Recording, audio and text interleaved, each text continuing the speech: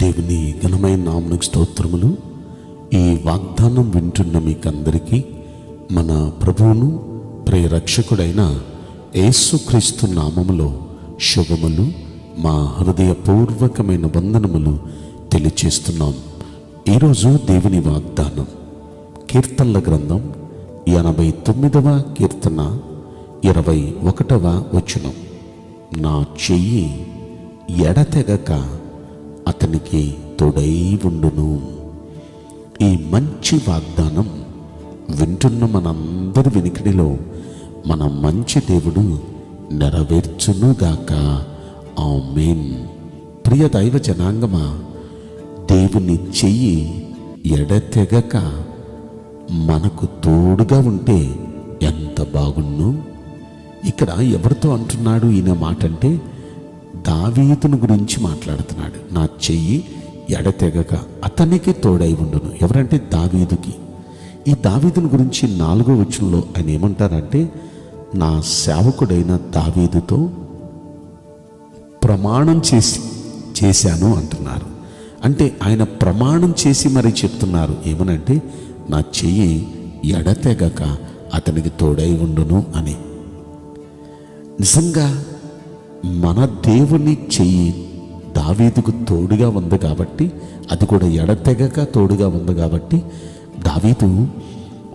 దావీదుని ఆ దేశాన్ని పరిపాలిస్తున్న రాజు అయిన సౌలు, అలాగే ఆ దేశంలో ఉన్న సైనికులు, మంత్రులు, దేశ ప్రజలు అందరూ ఏకమై ఒక్క దావీదును చంపాలని 14 సంవత్సరాలు తరిమినా ఎవ్వరి తరం కాలేదు.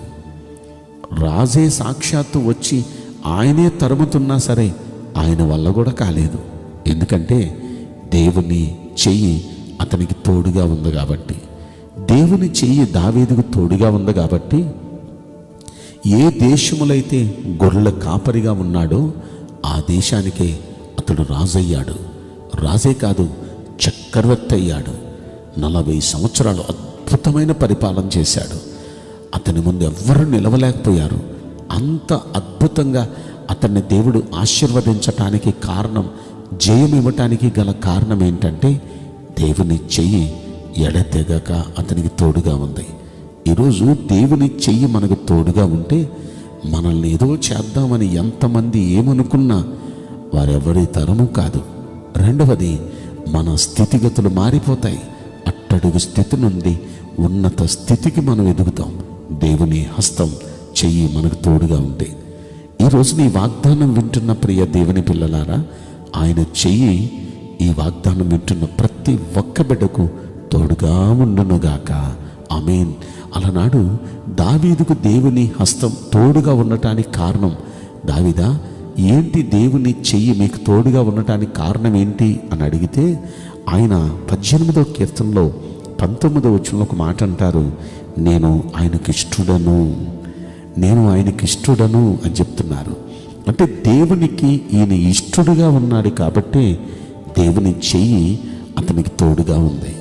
ఈ రోజున దేవుని హస్తం మనకు కూడా తోడుగా ఉండాలంటే మనం ఆయనకి ఇష్టలుగా ఉండాలి. దావీదు ఎందుకు దేవునికి ఇష్టడుగా ఉన్నాడు?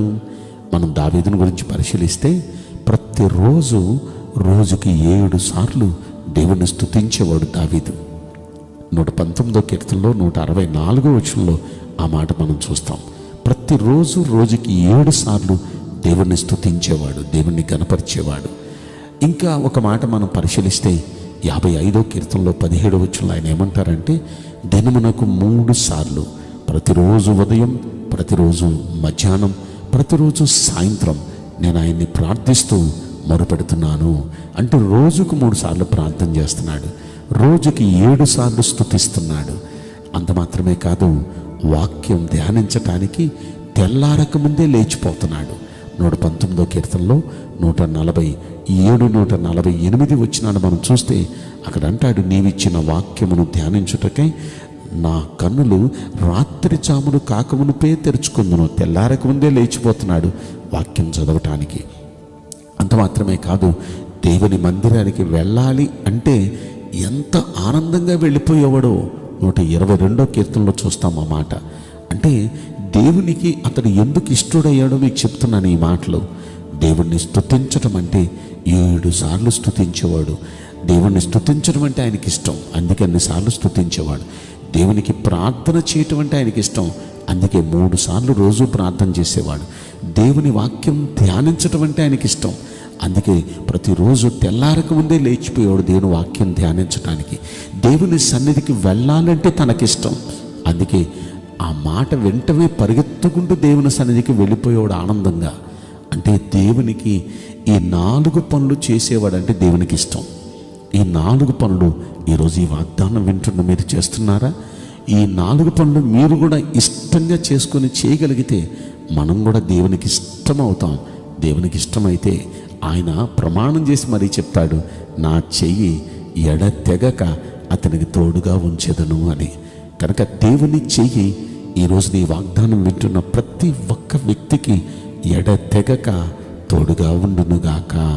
ఆమేన్. నేను మీకోసం ప్రార్థన చేయబోతున్నాను. పరిశుద్ధుడా, ప్రేమగల యేసురాజా, మీ పరిశుద్ధ బంగారు పవిత్రమైన నామమునకు నిండు మనసుతో కోట్ల కొలదిగా స్తుతులు స్తోత్రములు వందనాలు చెల్లిస్తున్నాం.